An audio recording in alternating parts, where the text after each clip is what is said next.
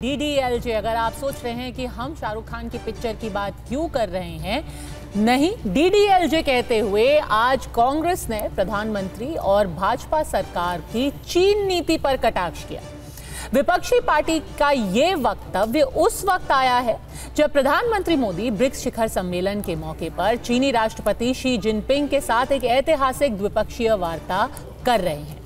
दोनों नेताओं के बीच द्विपक्षीय वार्ता 5 साल के अंतराल के बाद दोबारा हो रही है। इस बातचीत को ऐसे वक्त पर शुरू किया गया है जब दोनों देशों के बीच वास्तविक नियंत्रण रेखा यानी कि लाइन ऑफ एक्चुअल कंट्रोल पर नियमित गश्त फिर से शुरू करने पर सहमति बन गई है। लेकिन कांग्रेस ने आज कहा कि चीन के प्रति मोदी सरकार का दृष्टिकोण DDLJ मॉडल है, जिसका मतलब है deny, distract, lie and justify.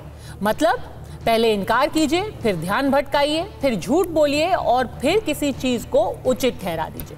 Jairam Ramesh के 2 पेज के बयान में कांग्रेस ने कहा कि गलवान के बाद भी सरकार ने यह कहकर चीन को क्लीन चिट दे दी थी कि कोई भी भारत की सीमा में घुसा ही नहीं, और यह सरकार की नासमझी और भोलेपन को दर्शाता है। लिहाजा इस समझौते पर कांग्रेस ने सरकार से 6 अहम सवाल पूछे हैं।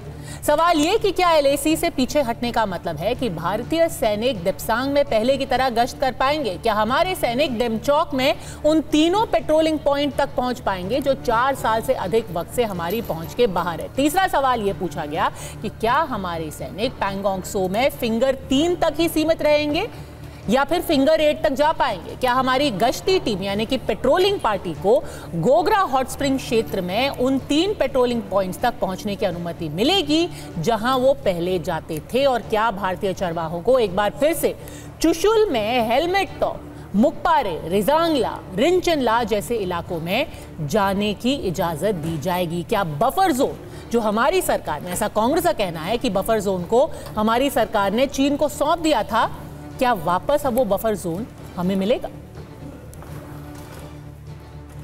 What exactly was the pre-2020 situation?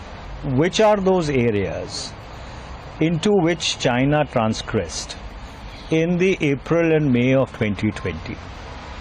How deep were those transgressions? Number 3, has China withdrawn from all those areas in which it had transgressed into? From Karakoram Pass to Chumar, there are 65 patrolling points, and India has lost access to 26 of those. So therefore, under those circumstances, have we regained access to those 26 patrolling points?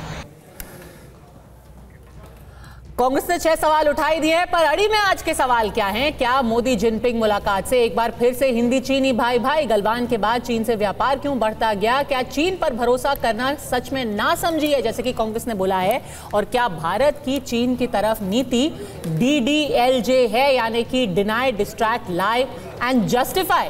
Shivam Tyagi, प्रवक्ता भारतीय जनता party के, हमारे साथ जुड़ गए हैं। Colonel retired तेज Tikku, defence expert भी हमारे साथ है। मेरे सहयोगी मनीष झा भी हमारे साथ है। कुछ ही देर में पंकज शर्मा, राजनीतिक विश्लेषक, और डॉक्टर भालचंद्र कांगो, नेता CPI भी हमारे साथ जुड़ जाएंगे। शिवम त्यागी, पहले आप ही बता दीजिए, DDLJ एक ये नया पंचवर्ड कांग्रेस ने आज बोला है, चीन और आपके बीच में DDLJ, डिनाई, डिस्ट्रैक्ट, लाई, जस्टिफाई। मुझे लगता है उन्होंने इस वर्ड्स के मतलब बता दिए, लेकिन टेक्निकली जो बॉलीवुड स्टाइल में DDLJ को जिस तरीके से जानते हैं, अगर किसी का ऐसा कोई संबंध चाइना से है तो वो तो कांग्रेस का ही रहा है। अब मैं बहुत इतिहास में नहीं जाना चाहता, UN की परमानेंट सीट से लेकर 37,000 स्क्वायर किलोमीटर ज़मीन देने तक और अरुणाचल का वो हिस्सा देने तक जहाँ पर एक बार कहा जाता था कि वहाँ पर तो कुछ होता ही नहीं है, उगता ही नहीं है, तो उस ज़मीन का क्या ही वैल्यू है। क्या हाल किया है कांग्रेस ने, ये देश अच्छे तरीके से जानता है।